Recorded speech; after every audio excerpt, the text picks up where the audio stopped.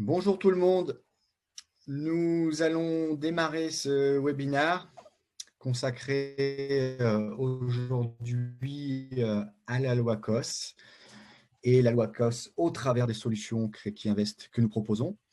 Nous allons dans un premier temps regarder en théorie quels sont les tenants et les aboutissants de cette loi-là. Et puis nous reviendrons après au travers d'un cas concret qui est la SCI COS 1 afin d'en mesurer les avantages et les conséquences. Alors, pour rappel et pour mémoire, s'il y a encore qui ne nous connaissent pas, le groupe Crédit, nous sommes spécialisés dans la réhabilitation et la restructuration d'immeubles anciens. Cela fait maintenant 20 ans que nous existons. De spécificités, les passerelles publiques-privées qui permettent d'avoir un sourcing intéressant auprès des pouvoirs publics, l'internalisation de tous nos métiers au fil de l'eau aujourd'hui qui nous permet de proposer ce type de solution, aussi bien en amont de la conception des immeubles, du dessin, du budget, jusqu'à la livraison où nous gérons les biens que nous fabriquons et sommes responsables de syndic des copros, des immeubles que nous restructurons. Voilà, nos premières livraisons ont eu lieu il y a 15 ans, donc nous avons une expertise dans tout ce qui concerne l'immobilier, la maîtrise d'ouvrage, la gestion locative et la finance d'une manière générale. Aujourd'hui, j'aime à dire que nous sommes des artisans au sens noble du terme, une société à taille humaine, rayonnant autour de 4 agences, des agences techniques implantées près de nos chantiers. Et nous associons systématiquement des labels énergétiques forts à nos réalisations. Voilà, mais je pense que la plupart d'entre vous nous connaissent déjà. Alors, la loi COS. On va rentrer dans le vif du sujet. Qu'est-ce que c'est que la loi COS? C'est un dispositif qui est mis en application depuis le 1er février 2017, dispositif plus communément appelé louer abordable, puisqu'il permet aux propriétaires louant un bien à un niveau de loyer abordable d'obtenir une déduction allant de 15 à 85% des revenus locatifs de l'opération. Donc, on parle de la loi COS pour désigner ce nouveau dispositif fiscal à destination de tous les propriétaires bailleurs, et en particulier ceux qui remettent des logements peu ou pas loués sur le marché de la location. Petite parenthèse pour la culture générale, il a été porté par le ministre du Logement de l'époque, Emmanuel Cos, par voie d'amendement au projet de loi de finances 2017. Alors, les grands principes de cette fiscalité locative. Le principe est le suivant. Plus le loyer auquel le propriétaire louera son bien sera modéré, dans une ville où il est difficile de se loger, à un marché tendu, et plus l'incitation fiscale sera forte.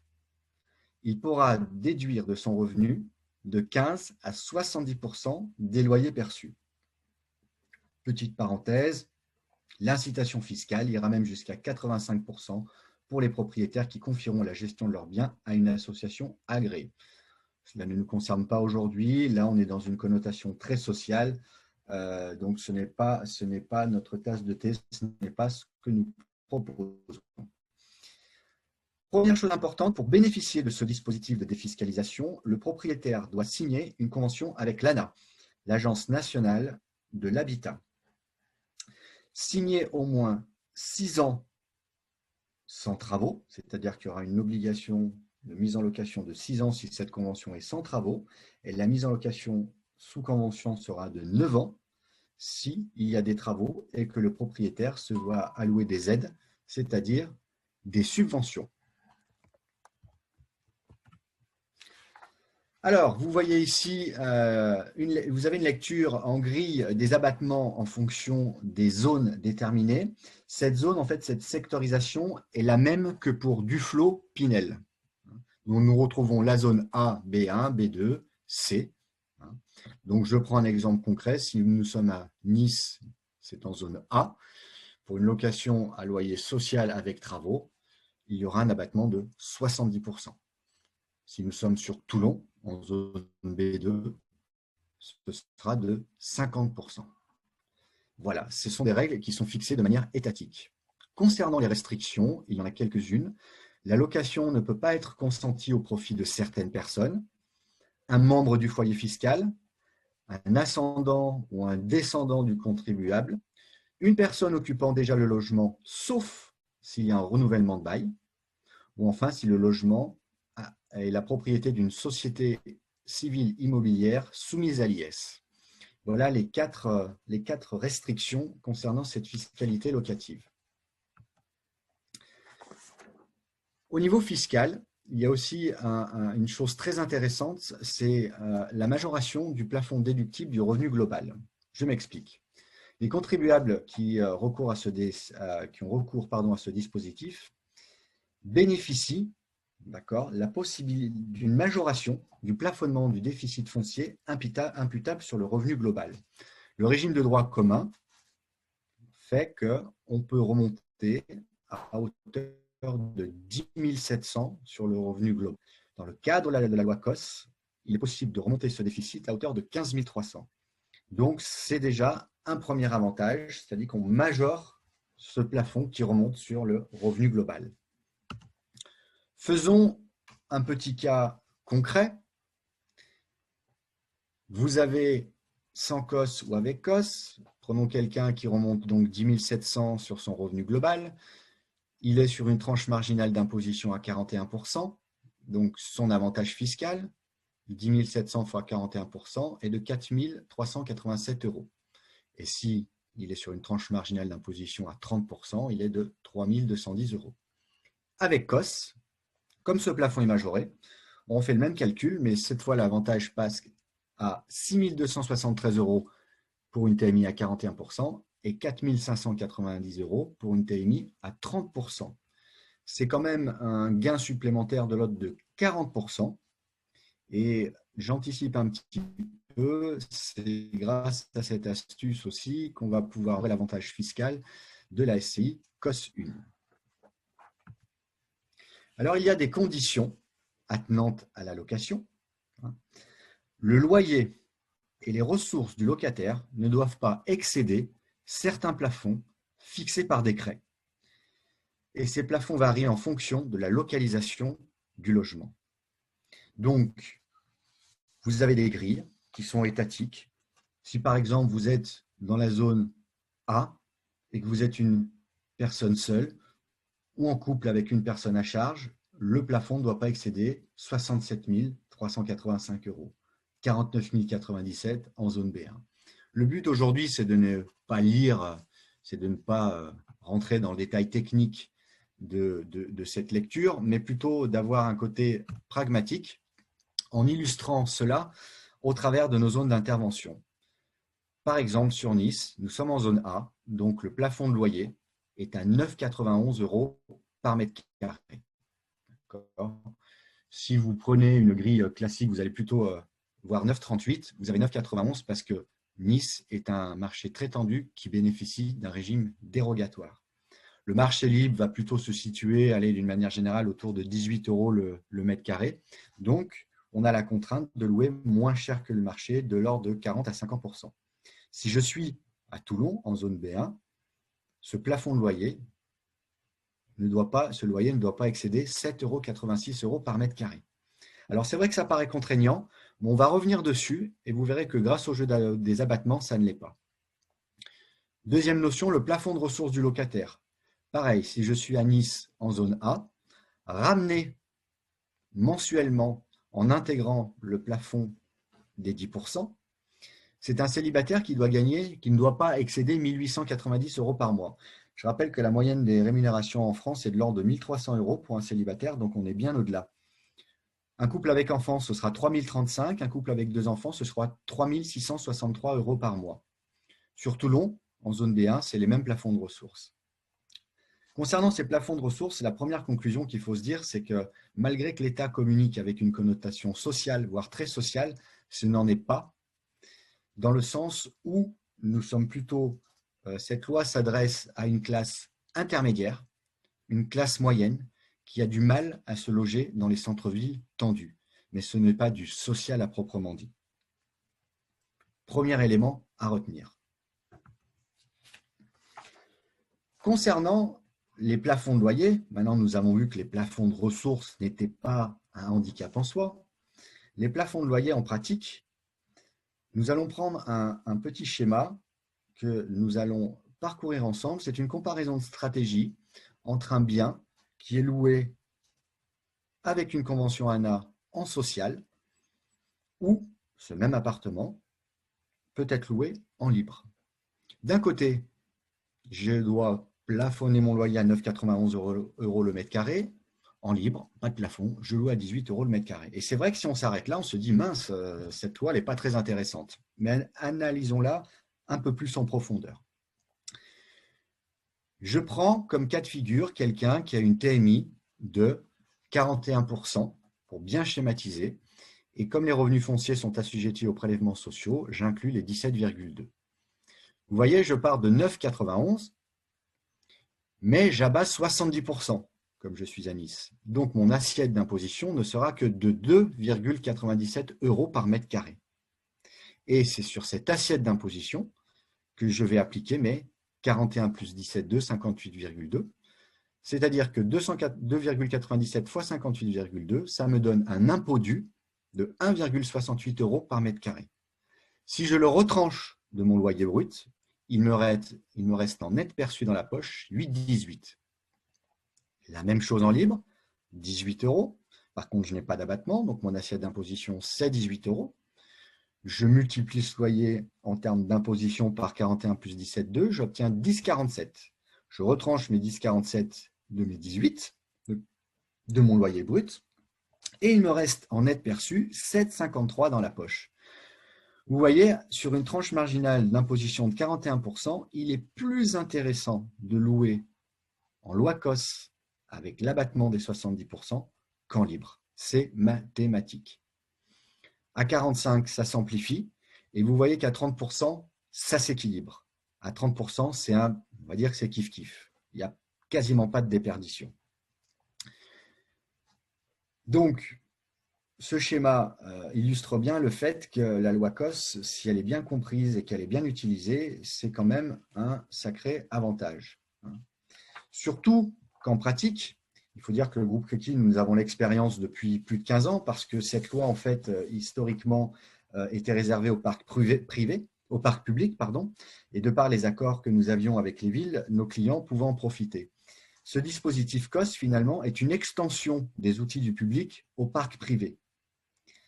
Ce qu'il y a comme avantage en pratique, c'est, vous avez bien compris, l'avantage fiscal en lui-même, grâce au jeu des abattements, le fait d'obtenir des subventions, parce que nous sommes sur une convention avec travaux, donc ça augmente la qualité des travaux sans baisser la rentabilité, mais aussi ça fluidifie la location, parce qu'à qualité égale, si vous avez un loyer qui est 40% moins cher que le marché libre, forcément, il y aura beaucoup plus de demandes.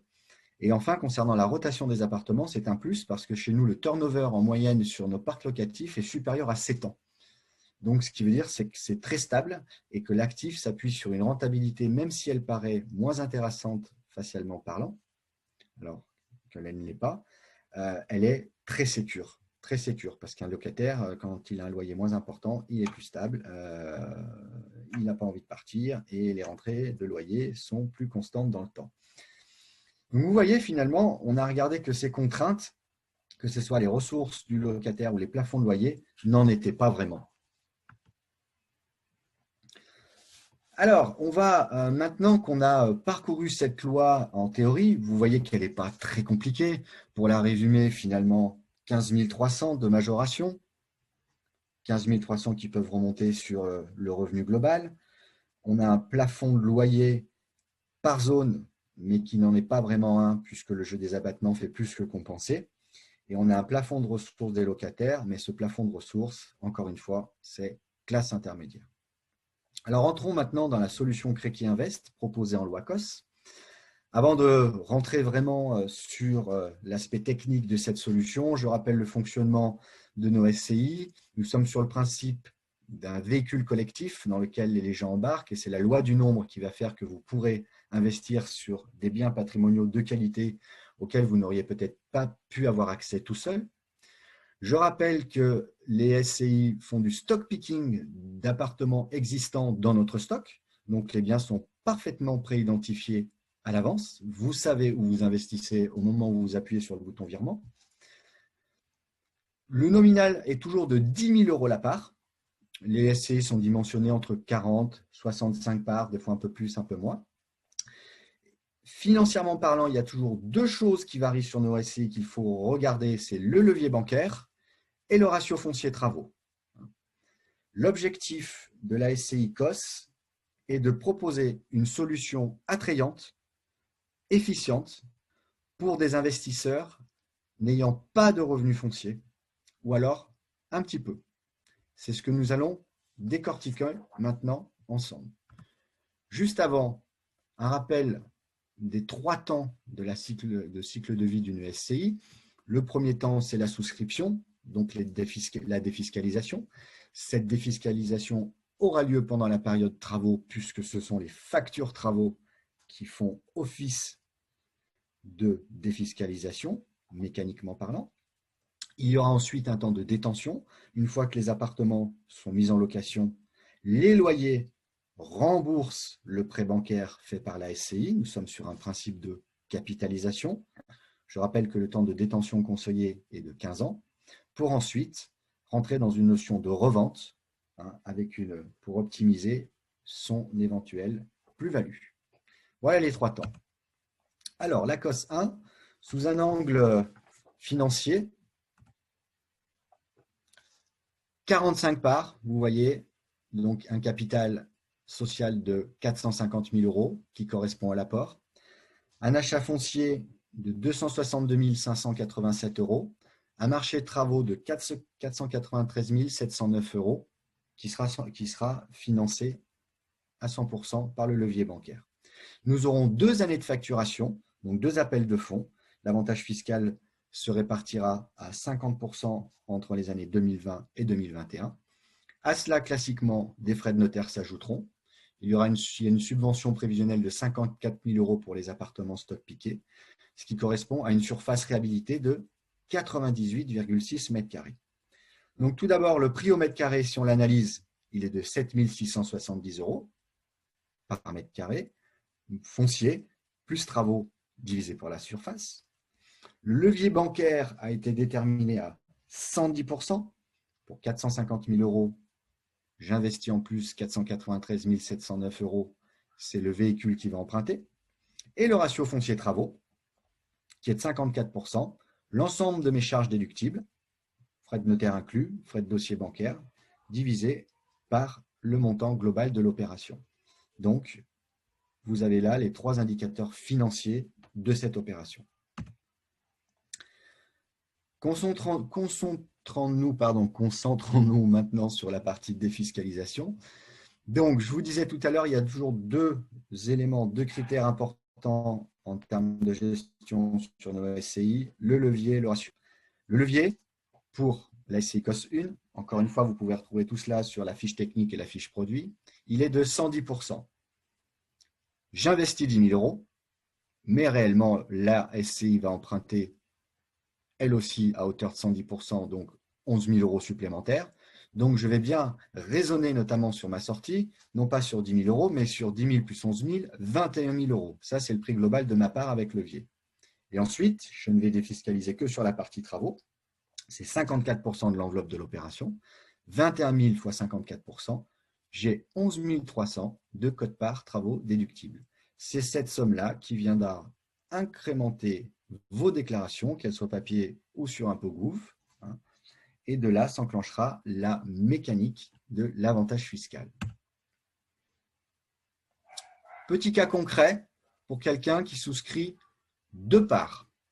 Nous avons pris une tranche marginale d'imposition de 41%.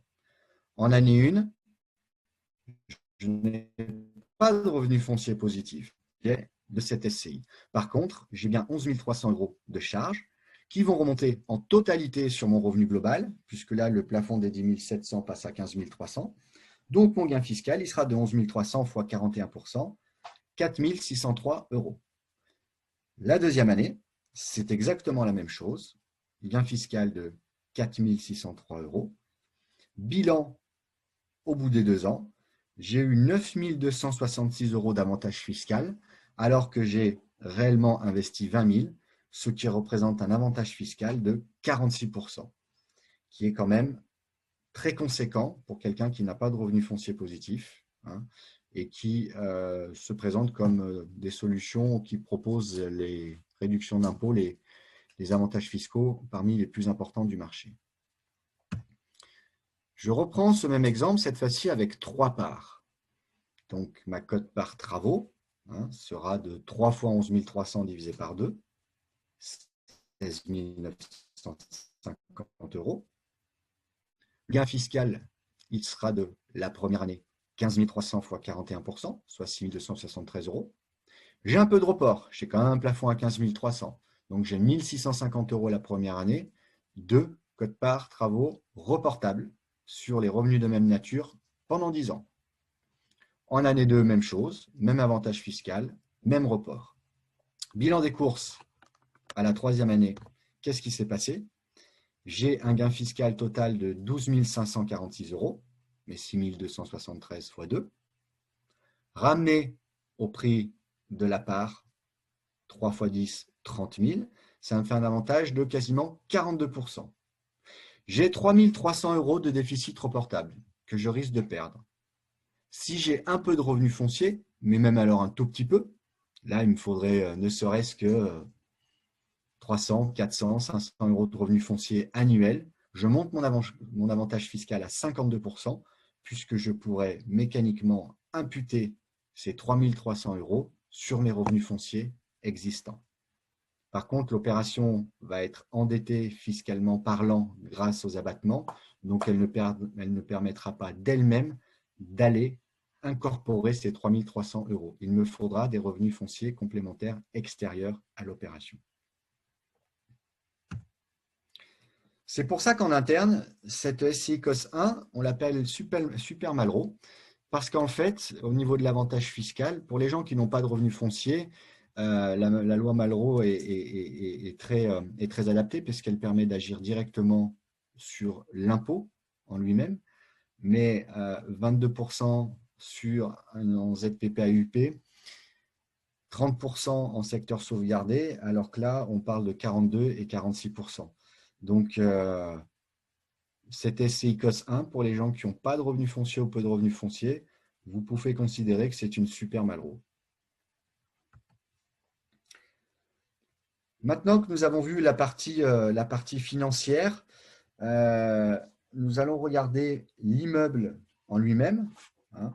Donc l'immeuble, pour les gens qui nous connaissent, vous le connaissez un petit peu, on a beaucoup communiqué dessus, c'est le Malo Sénat. Vous avez ici une impression de la maquette 3D que vous pouvez retrouver sur notre site, une maquette dynamisée. Donc c'est un très bel ouvrage, c'est un très bel immeuble de 1800-1850 avec de magnifiques ornements. Il a une architecture très riche et très soutenue. Donc le bâti en lui-même est quand même très chouette. Les passerelles publiques privées que l'on met en place nous permettent de préidentifier des zones sur lesquelles il va y avoir une grosse intervention publique. C'est le cas de l'environnement de l'immeuble. Premièrement, la Gartière avec le projet iconique. Vous voyez, c'est un très bel immeuble en pointe de diamant d'environ 19 000 m² qui va regrouper des commerces, des restaurants, des hôtels, des pôles de loisirs. C'est un investissement de 80 millions fait et cela, l'emplacement va devenir top. Donc, M. Christian Estrosi a pas mal travaillé sur la sortie de l'aéroport, sur le tram. Il veut que je prenne une tête de gondole puisque c'est quand même l'arrivée de la gare TGV. Tout l'environnement autour devient piéton, donc plus de nuisance. C'est agréable de s'y promener. La ligne de tram ouest-est a été inaugurée l'année dernière. Donc, pour vous situer, si vous voyez la jonction entre la ligne rouge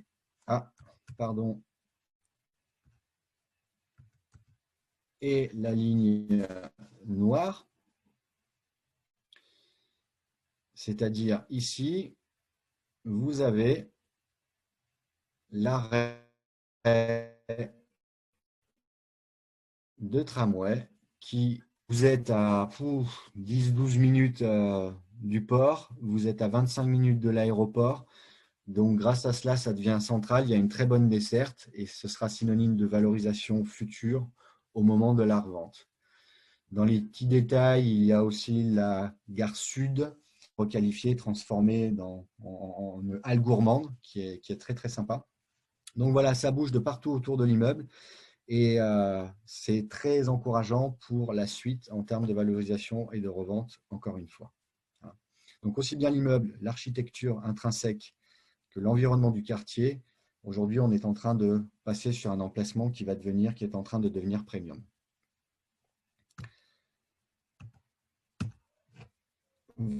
Voilà pour cette partie.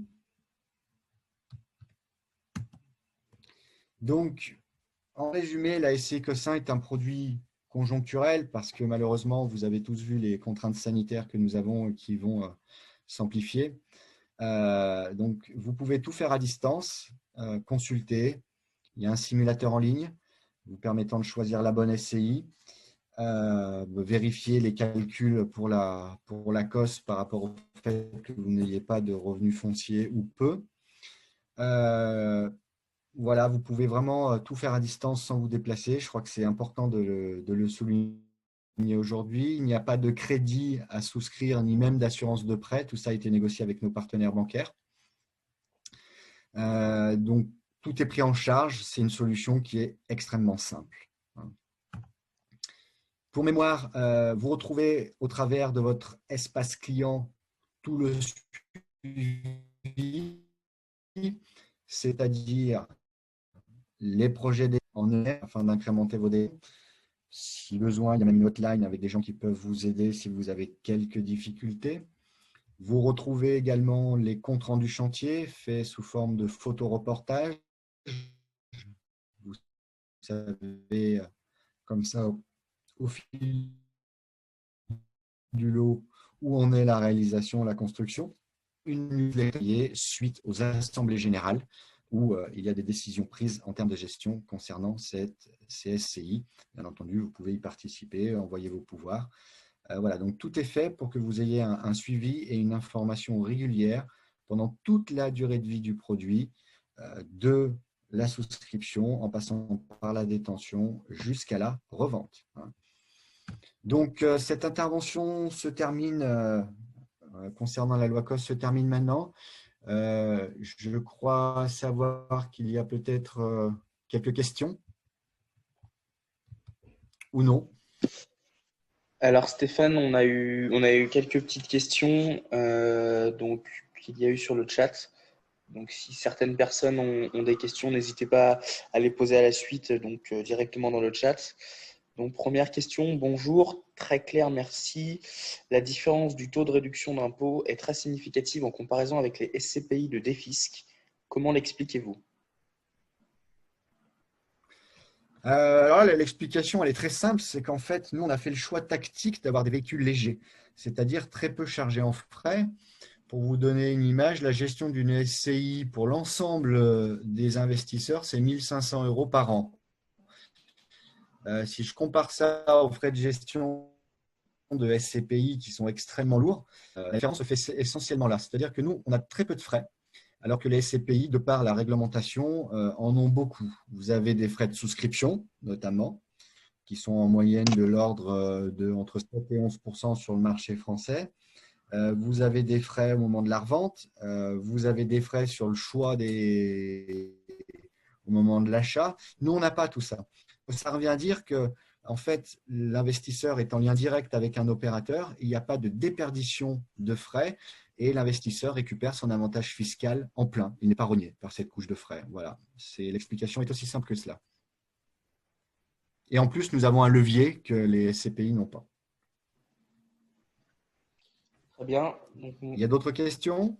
Donc, il y a une deuxième question qui, du coup, tu vas à peu près donner la réponse. Vos véhicules collectifs ont-ils des frais de souscription?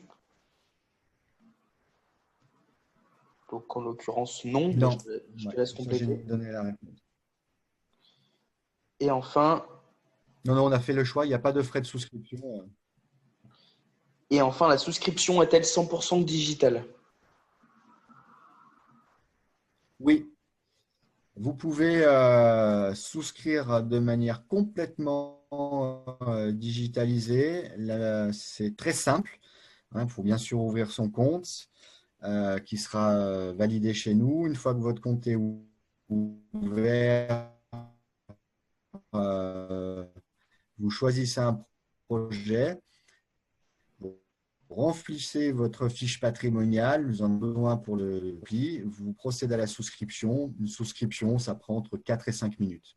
Une fois que votre souscription est validée, vous téléchargez le RIB et vous pouvez procéder au virement. Très simple. Très bien. Bah, écoute Stéphane, je crois que c'est tout au niveau des questions. On a une dernière question. Tous les travaux sont sur 2020, mais je crois que tu l'as déjà précisé.